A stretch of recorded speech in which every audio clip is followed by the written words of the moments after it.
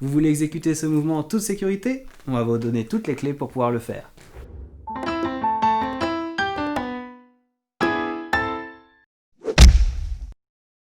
Alors, on va voir point par point comment faire ce mouvement correctement.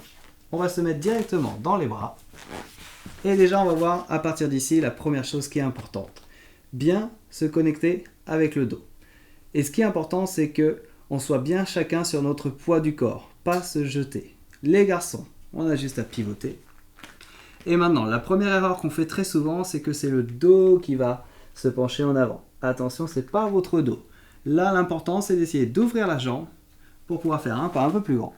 Et de là, vous allez pouvoir descendre en toute sécurité et remonter.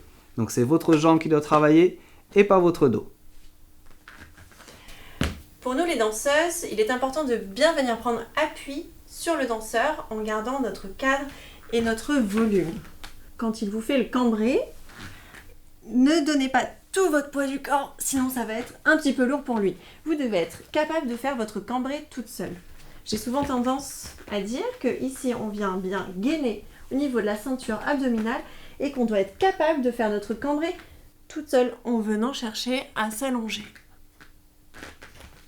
Voilà, dernier point, il faut qu'on soit en coordination et qu'on s'écoute l'un l'autre. Si la fille se jette toute seule, je peux pas. Si je la jette alors qu'elle n'a pas envie de se jeter, ça va pas marcher. C'est pour ça qu'il vaut mieux passer par cette petite étape intermédiaire qu'on vient de vous montrer où on est dans les bras. Et après, on y va ensemble, bien connectés. On va revoir à partir de l'enroulé. On s'assure qu'on est bien ensemble, bien proche. Et là, on va pouvoir aller dans le cambré. Dernière information, les danseurs, soyez sécurisants avec la fille pour qu'elle se sente en confiance. Retrouvez d'autres astuces sur notre page Facebook.